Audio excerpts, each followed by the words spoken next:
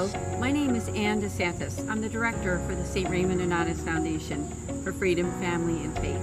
I want to tell you what's been going on with us since we've been in existence in 2015. The Mercedarian Friars came together and decided that they wanted to start a foundation to make outreach to families in crisis. And that's exactly what they did when the St. Raymond Donatus Foundation came into existence as a nonprofit 501c3 headquartered in Philadelphia. Since that time, I became the director in the beginning of 2018, and we basically have four facets to what we do. We offer prayer, priestly consultations, podcasts and videos, and also programs and events. Now, if you've never been to our website, just to invite you to go to nonatsis.org and check out all the great things that we've been doing. Because since that time, since we've been in existence, we've now helped hundreds of families who are going through really challenging times. And as you all know, we went through a really challenging time in 2020. So I'd just like to invite you to go and check out the great things that we're doing. And there's more to come. If you or your church community would like us to come and do some type of an event where we can talk about what we offer in terms of that pastoral accompaniment and making outreach to families in crisis, please do reach out to us. And I'm just so grateful to be able to serve people like you and your families. So again, learn about us at nonatsis.org. Thank you.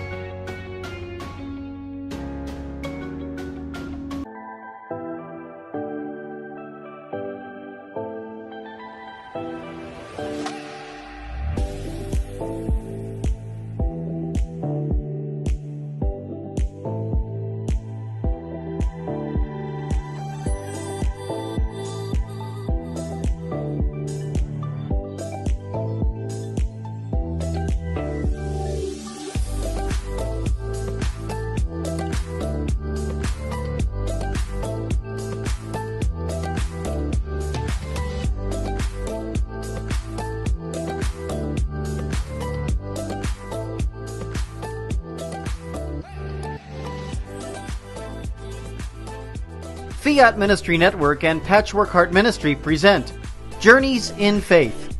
Now, here's Anne DeSantis.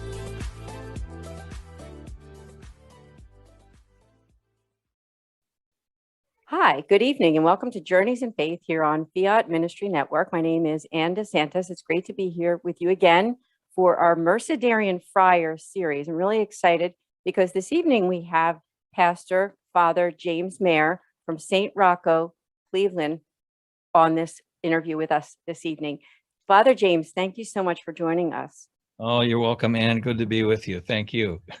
That's right, because we've been wanting to do this interview for quite a while, and it's just wonderful to have you here. I know you're a busy pastor, and taking the time to do this interview with us, we just appreciate it so much. I'm happy that I could finally help you out here. That's right. So why don't we start out with, if we could, I know the people who are watching, they'd probably just love to hear your personal story, your sort of your bio per se, and your reason that you decided to become a Mercedarian priest. We'd love to hear. Well, thank you again. I always look back at my life as rather something of a very simple one. There wasn't anything extraordinary in how I came to discern or understand what God was asking me. My family belonged to Saint Rocco since 1970, and we were accepted here by Mercedarian Father Andrew Costanzo. He was the pastor at the time, and Saint Rocco was all Italian. It was all Italian. It was a personal ethnic Italian parish. And at that time, the neighborhoods were changing, and St. Rocco had a kindergarten, a Catholic kindergarten. And the other Catholic schools around us did not. And so my parents wanted us to go to Catholic kindergarten. And I was the oldest of two sons, and so I was the guinea pig, so to speak. So I was sent into school at St. Rocco's.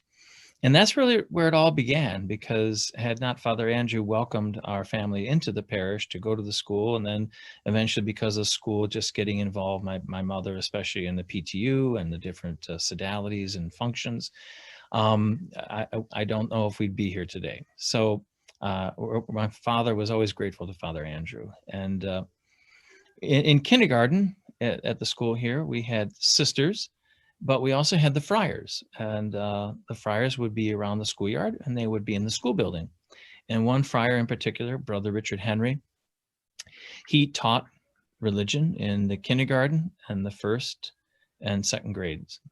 And so he was a gigantic man at that time. You're a little 5-year-old, and so he was so tall and in the white habit, and that it really made an impression on me. And then he would give medals out of Our Lady of Mercy to all the children, and I always kept that medal. And as the years went on, my family was a very devout Catholic family, with my great aunts and uncles and my grandparents. Everyone was just a very strong Catholic culture.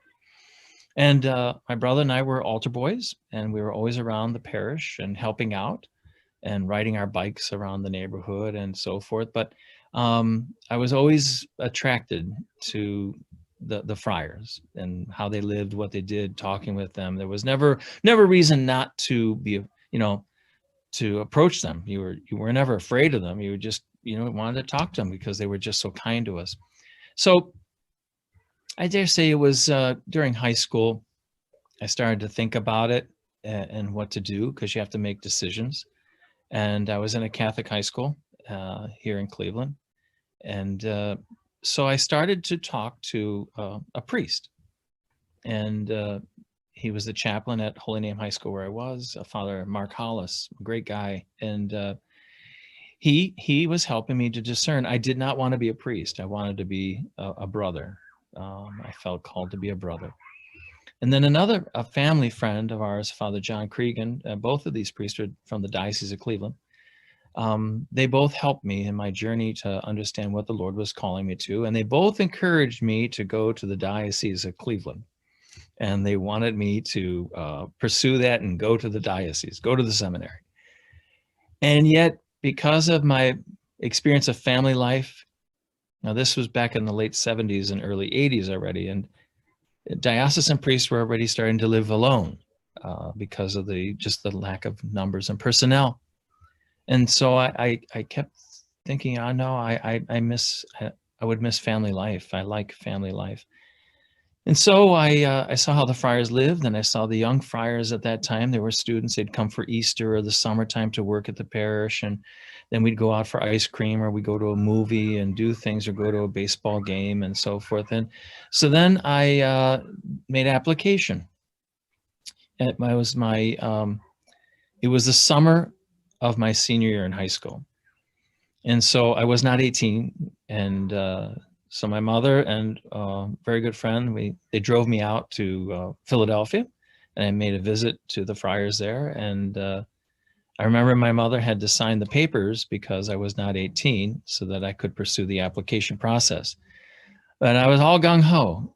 And then during my senior year of high school, there were just some ups and downs, so to speak. And there was the passing of my grandmother and other close relatives, and it just was an emotionally difficult time. And so I waited a year, and I was working already I was working at Kmart. It was a great job. I loved it there. And then I was also doing janitorial here at the parish. So, and then I was going to the community college. So I waited a year and kept myself busy, enjoyed some time with my family and friends and so forth. And then after a year of continued discernment, I reapplied and went in, and this time with the understanding that God was calling me to be a priest. So I began my studies in Philadelphia in 1984 at the seminary, and lived at our House of Formation on Drexel Road. And I spent the next 7 years in Philadelphia enjoying Overbrook at St. Charles Seminary. After completing my studies and having gone through the novitiate, made my vows, and The superiors, they sent me to Rome, and I did not want to go, but I went, and I completed not only my studies in theology, but then my licentiate from the Lateran University. And then the roller coaster of religious life just continued. So. Yeah, beautiful story. I'm admittedly, I've never heard that full story. I knew little pieces about where you were, but Mm, just to hear the details, and I didn't mhm, know the kindergarten story. So, mhm. and maybe other people who are watching that know you, perhaps your parishioners there, it's interesting for them to hear that you've been a member and part of that community for such a long time at Saint Rocco's. Oh, there is, most of them are fully aware. Okay. Some of them still remember me when I was a little boy. Oh, do they? Okay. And it is very interesting to be here because I made my solemn vows here. I was ordained a priest here, and I celebrated my 25th Jubilee here. So it was not only going to school here, but the whole sacramental life. My parents were buried from here. My niece and nephew were baptized here. My brother was married here. So it's been the real spiritual home for my family for so many decades. So it's a very it's truly a blessing. It's very special. Now, I was also thinking of another story, and maybe you can even connect the dots here, but Laura DePilla, who might even be Yes, watching right now, who's yes. the cook in Uh, Philadelphia, and mm-hmm, for that community there for the Mercedarians. I remember her mm-hmm. telling me the story when she first met you, when you first came to Philadelphia. And so you knew her well, and you knew some of the people, and really got connected with the people here and where I am, which is the Philadelphia. I'm in the greater Philadelphia area, but the Hmm. people from that community and that time, I'm sure that brings back memories as well. Well, Overbrook and Southwest Philadelphia, the parishioners, St. Donata's, and also even parishioners from Our Lady of Lourdes when I was a student. The neighborhood was great. I loved it, the people. And of course, I lived a total of 19 years in Philadelphia. And so it's really, I used to call it my first home, but it's my second home because now I live more in Cleveland than I did in Philadelphia at this point. Yeah, beautiful story. Let's move on to talk, if we could, about the order, because there's some Sure. people watching, other people within our audience that would love probably to know just a little bit more about the Mercedarian order. I know they can go to the website, which is orderofmercy.org, and just check it out, learn more. Sure. But Yes. are there any things that you think that would be interesting to note for the people watching about the Mercedarian order? Mhm. Well, I think the most fascinating thing is that we're over 800 years old at this point, and that we're one of the ransoming orders that have survived all these centuries. That we actually take a vow to give our lives to ransom those in danger of losing their faith, and that's always been adaptive to the circumstances, the culture, the times, where Christians have been either physically imprisoned or even oppressed by political, social systems contrary to the gospel. And even in our own times, we can see so many evidences of captivity from addictions and also ignorance, as well as even, I would dare say, even in the last 2 years with the struggling of the pandemic, how people's lives suffering from depression because of the lack of social interaction and the proximity of being with people, even though you can see each other, maybe like a system like this here with, an interview on Zoom or FaceTime, it's not the same. And that missing of the physical contact and presence, that can lead people to great depression and even doubt in God. And so our charism to free people from these chains, which can take any form and can lead them to, God forbid, but a point of despair and to give up. So the vow, our fourth vow to ransom, is something I think that's very adaptable, and it takes eyes of faith, which faith then is nurtured by prayer. And in our community, the order, that's all nurtured also through community life and the inspiration of the Blessed Virgin Mary. So our Mhm. constitutions tell us that the redemptive works that we carry out are always from her. They are inspired from our Blessed Mother. So we have Mm, to keep close contact with her. that's right, Our Lady of Mercy. And thank Yes. you for just talking about that, because what you said also about what people go through and sometimes those doubts that they have. And, Mm.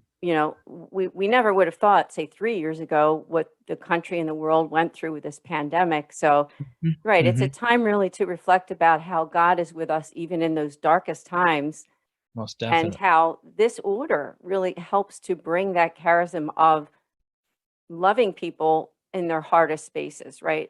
And bringing God's love, and also through that prayer to Our Lady of Mercy. And that's so special. So I just appreciate you sharing that. Yeah. And we do have to take a short break. So Sure. just stay with us. Just in a few minutes, we'll be right back here on Journeys in Faith with Father James Mayer.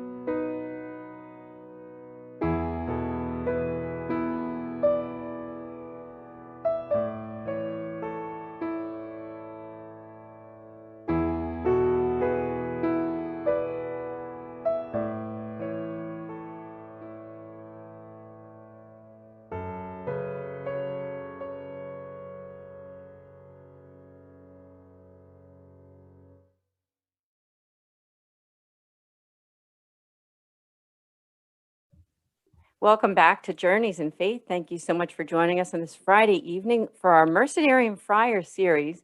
And I have with me Father James Mayer. And during the first half of the program, he talked about his life and about the Mercedarian Order. And I was wondering, Father, if you could just share with us a little bit about the history of Saint Rocco's, where you are out in Cleveland. It's very fascinating. And I know you know quite a lot about it because you've been there now as pastor for quite some time, and you grew up there too. Oh, yeah. Well, the story of Saint Rocco Parish is very unique even to the Diocese of Cleveland, because the parish, as it is right now, this year, 1922, it was founded December 8th, 1922. So 2022 is the 100th anniversary of the parish. However, the community, the faith community of the Italian immigrants, has been here since 1914. And actually, that's the anniversary that we celebrated even 8 years ago. We celebrate always the 1914, because that's when the immigrants celebrated the feast of Saint Rocco. So they came together and they had a street fair in honor of Saint Rocco. And at first they raised the money from the street fair and then send it to their paisan and the gumbaz over there in Italy. And the majority of our people came from the province of Bari and the town of Neuquatro. And there's a great devotion to Saint Rocco there. So as the years went on, by 1918, they had built a church, a little tiny chapel. And then they had a series of priests. Some were real priests and some were not real priests. They were imposters, and they would steal their money. They would pretend to perform the sacraments, and then the people believed them. Finally, the bishop found out about this little flock over here on Fulton and Trent Avenue on the west side, and in December of 1922, he established it as a parish, and he assigned a pastor, a diocesan priest, Father Alfonso de Maria. And Father Alfonso de Maria remained as pastor for 7 months and then became ill. So then the bishop appointed an administrator. And then in January of 1924, the Bishop of Cleveland entrusted the parish of Saint Rocco's to the Mercedarian Friars, to the Order of Our Lady of Mercy. And Father Sant'Icatuso came as the first pastor. Our friars had previously been in the city of Youngstown at St. Anthony's, but in those days, Youngstown was part of the Diocese of Cleveland, which it is no longer. It is its own proper diocese. So Father Gattuso arrived here in 1924, and he just started working and organizing the people. And by 1926, they were building a church and a school on Fulton Road. They had bought a little parcel of land, and they were going to build this school and the church with a hall connected, and it was completed, and the school opened in September of 1927. It had 4 classrooms, and little by little, it just continued to grow and expand, and they made additions to it in the 1930s, and then the parish kept growing. And then because of the World War, Second World War, they were not able to build the larger church that they needed. So they waited until after the war. So in 1949, they broke ground for the present church that we have, which seats about 600 people. But you know, Italians were smaller back then, and everyone was thinner. So the church could really be packed, you know. And we had at one time on our Sundays, we had close to 3,000 people attending Mass on a weekend here at Saint Rocco's in our you know, your October counts that you would do back in from the 50s and the 60s. The place, the golden age of the parish was really between 52 to 72, those years. Everything was just booming. The school had over 500 children in it. We had our own school bus. We had our own parish swimming pool here, our own enclosed swimming pool. There was so many activities, so many clubs, so much life. And you know, that kind of changed in the 70s with the flight from the cities and also the construction of the highways. But our parishioners, because of being an Italian ethnic parish, they always came back from the suburbs to the parish. And the Italian flavor, the Italian style, the Italian just tradition continues.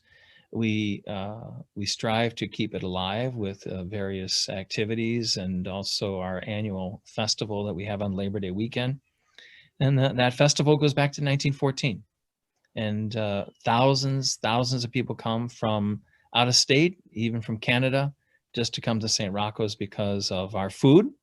We're very, very well known for our food. Everything is, our sauce is homemade, our meatballs are homemade, our lasagna, all the peppers and onions are cut by the parishioners, bushels upon bushels.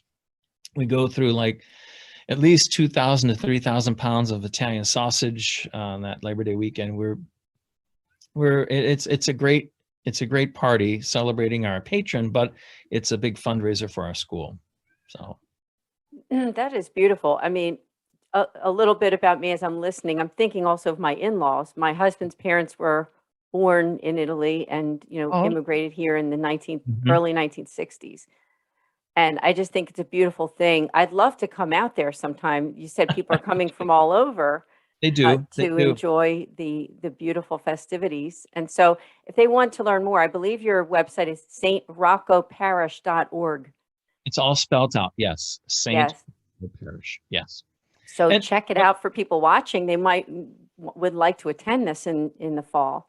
Well, one of the unique things is so the parish is established after there was a parish festival, but the present church that we have, which was completed in 1952 and dedicated on March 16th, 1952, the church was built by the people. They built it.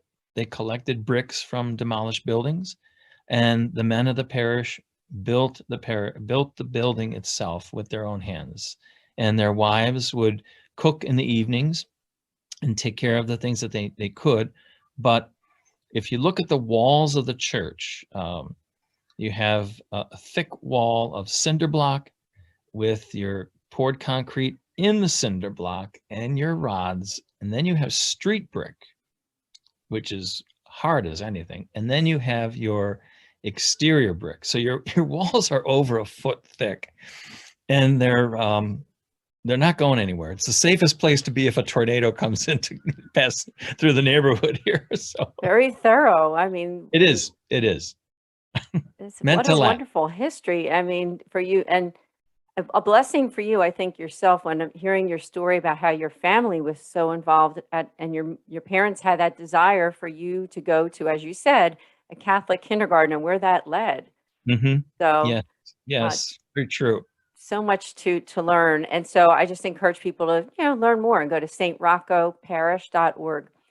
I thought as we're coming close to the ending of this program that we could talk Sure. about Lent. Here we are.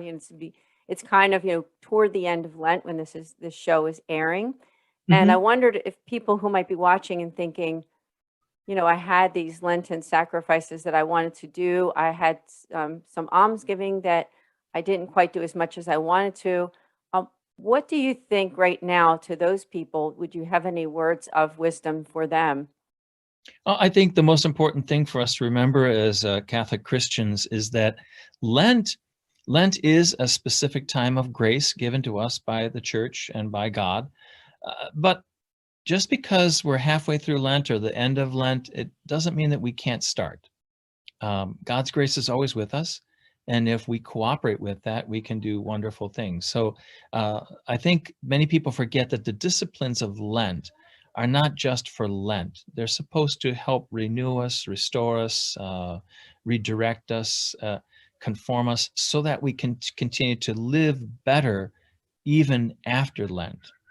You know, it's like, I gave up this for Lent, but Easter I can just pig out. Well, then that doesn't help, because Lent is a time of grace so that we can discipline our souls and our bodies so that we can live better our Christian life the whole year through.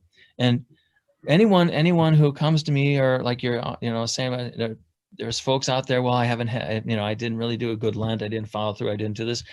Start up again. Just start up, because God is ever present, and God is ever mindful, and God is ever wanting.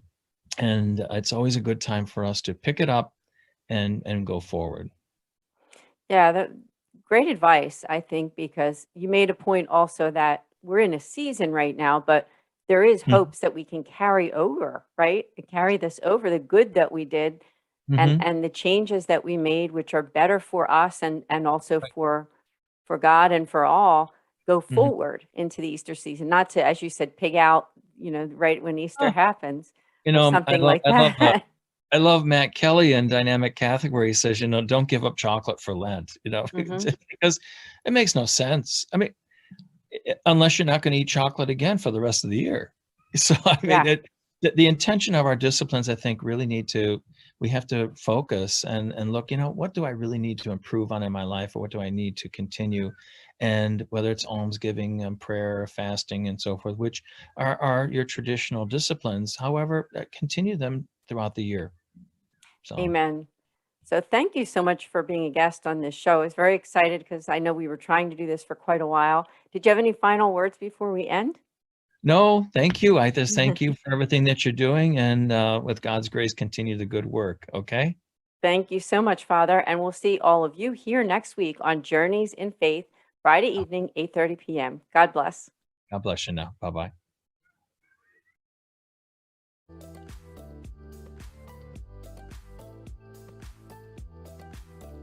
Journeys of Faith is a production of Fiat Ministry Network and Patchwork Heart Ministry. For more information about Journeys of Faith, email info@fiatministrynetwork.tv. And be sure to friend, follow, and like us on social media. Just search Journeys in Faith with Anne DeSantis.